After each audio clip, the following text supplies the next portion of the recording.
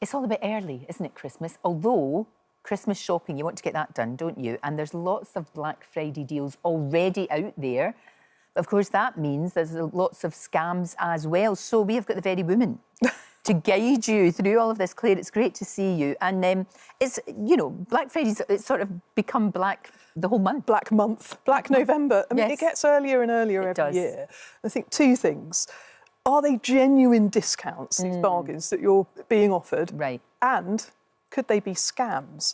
Now, I'm all for getting a bargain, but I like to use price tracking software, especially if I'm buying things online in Black Friday, to make sure it really is a good deal. Because Which do this poll every year after Black Friday and find that a lot of the discounts, these things were on sale for the same price much earlier in the year. So having that fever of Black Friday to click and to buy it and secure the deal, just calm down a little bit. And the same goes for scams, because Barclays Bank have put out a really big warning this week saying, be very wary, especially of ads that pop up on social media. They're called purchase scams. Right. You'll get a fake ad, a fake promotion maybe on a message or an email. It doesn't have to be social media.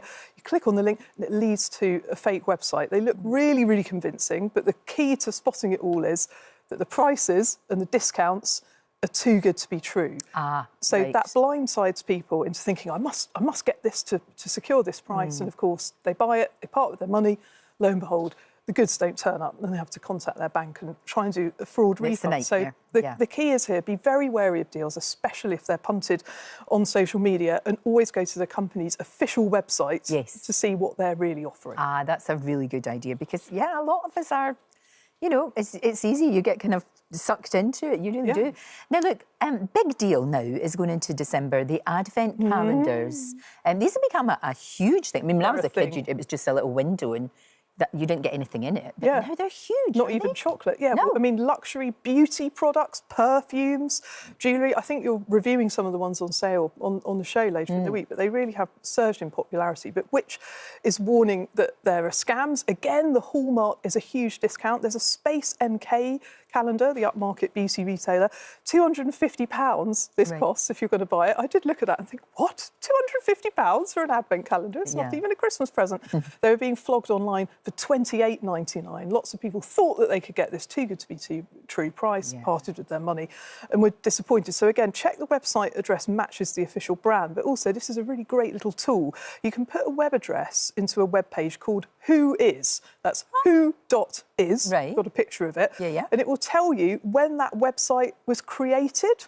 So if the website was created very recently, you know, in the last few weeks or in the last few months, then chances are it could be a scam and set up to deceive people. So it's just a little extra piece of detective work that bargain hunters can do to stay things safe. are going to be reduced, but you're right. Some reduced from 250 quid, £250 to like 30 or 20. It's not.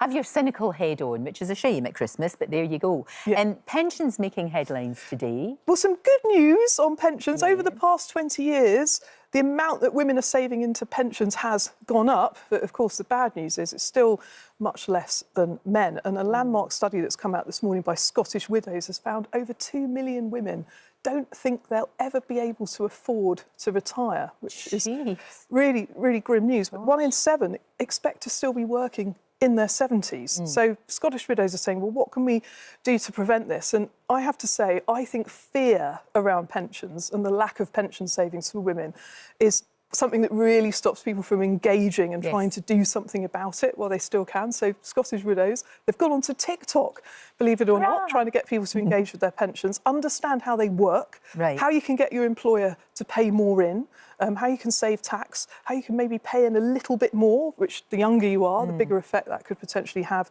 over time, and also to check your state pension record, all positive actions that you can take to try and feel better about your pension, get that gap to close even more in future. Right, exactly. And look up maybe ones that you might have forgotten about, like when you were younger and you were working somewhere. And well, this is massive. Survey on Monday came out, £31 billion, Lorraine, they think there are in lost pensions, so ones that people have lost track of. An average of £9,000 each, so well worth tracking it down. Go to the government's free pension tracing service. They can do that. Get the money back and put it to good use. What about the national insurance charge? Because there's been a lot of confusion about that, you know, saying that women might be hit the hardest with Yes. the changes? Well, they could be. I mean, over 200 business leaders complaining in the press about this, this big tax rise in the budget.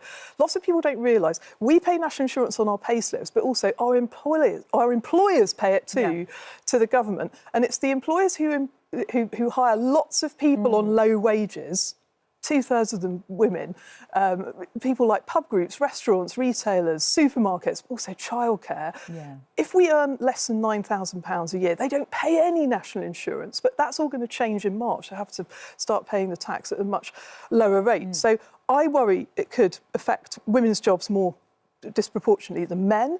I also worry it could push up the cost of childcare. That's something that's being rumoured. That could affect lots of people. But also, if you do work part-time, maybe will be offered more hours, because if there's no advantage to keeping you below 15 hours a week, maybe you could get some more pay and a pension. If you wanted to work more, if that was a thing, then you could do. Fascinating. Claer, thank you. Thank you so much for your advice, as always.